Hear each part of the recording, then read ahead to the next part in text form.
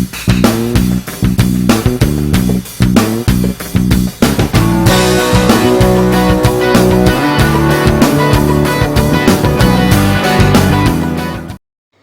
Hello friends, welcome to my channel Roja Manchikanti. నేను ఈరోజు చేసే రెసిపీ కారం అట్టు దోశ వేస్తున్నానండి. ఎలా చేయాలో ప్రాసెస్ కూడా చూపిస్తాను. ఈ టిఫిన్ మార్నింగ్ టిఫిన్స్లో కానీ నైట్ డిన్నర్ టైంలో కూడా టిఫిన్ చేస్తారా కదండి, వాళ్ళకు కూడా అవసరం పడుతుందండి. ఎలా చేయాలో ప్రాసెస్లోకి వెళ్ళిపోదాము. ఒక బౌల్ అనేది తీసుకున్నానండి. దీంట్లో ప్రాసెస్ ఎట్లా అంటే క్వాంటిటీ ప్రకారంగా మనం యాడ్ చేసుకోవాలి. ఒక ఫుల్ బౌల్ బియ్యం పిండి అయితే తీసుకుంటున్నాను.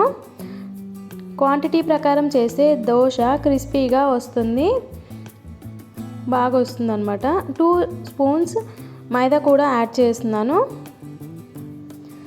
ఒక 2 స్పూన్స్ బియ్యం రవ్వ కూడా యాడ్ చేస్తున్నాను.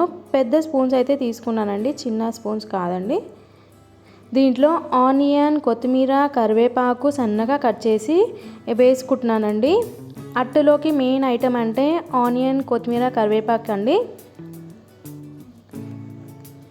ఇలా వేయటం ద్వారా టేస్ట్ బాగా వస్తుంది. దీంట్లో కలర్ కోసం చిటికెడు పసుపు కూడా యాడ్ చేస్తున్నాను.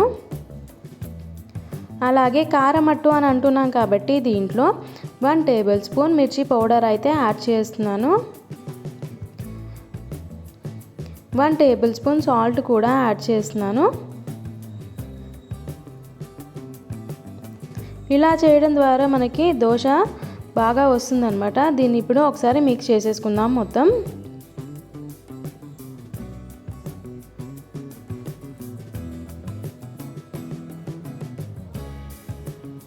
చూస్తున్నారు కదా, ఈ విధంగా మిక్స్ చేసేసుకోవాలి.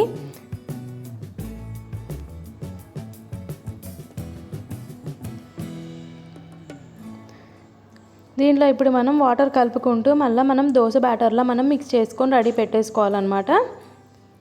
మరీ అంత పలచగా కాకుండా మరీ అంత చిక్కగా కాకుండా మీడియంగా మనం పిండి అనేది రెడీ చేసేసుకోవాలి బ్యాటర్ని.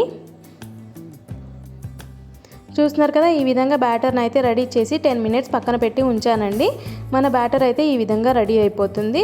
స్టవ్ వెలిగించి ప్యాన్ అనేది పెట్టేశానండి. హీట్ ఎక్కుతుంది ప్యాను. ప్యాన్లో ఒక 1 టేబుల్ స్పూన్ ఆయిల్ వేసి ఆయిల్ని ఇలా స్ప్రెడ్ చేయాలన్నమాట. ఇలా స్ప్రెడ్ చేయడం ద్వారా మనకి దోశ అనేది అతుక్కోకుండా తొందరగా వస్తుందన్నమాట.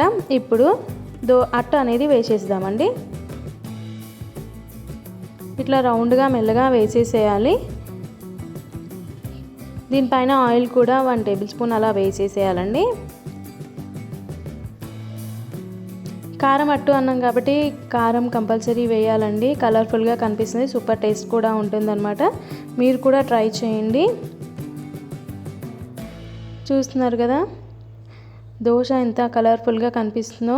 రెడీ కూడా అయిపోతుంది.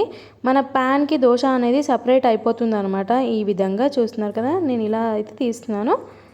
ఈజీగా వస్తుంది మనకి. బియ్యం పిండి అట్టు కాబట్టి కొంచెం హార్డ్ కానీ ఈజీగానే ఉంటుంది ప్రాసెస్. పర్ఫెక్ట్ కొలతలతో తీసుకోవాలి.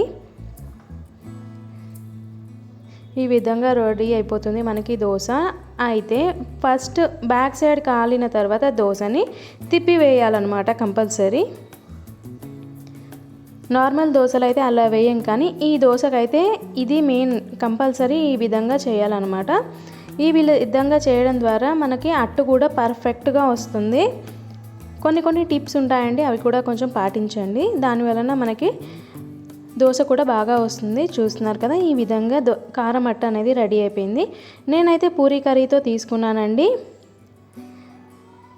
ఫుల్ వీడియో వాచ్ చేసినందుకు చాలా థ్యాంక్స్ అండి. లైక్ చేయండి, షేర్ చేయండి, సబ్స్క్రైబ్ చేయండి. మళ్ళీ ఒక కొత్త వంటకంతో మీ ముందు ఉంటాను. Thank you.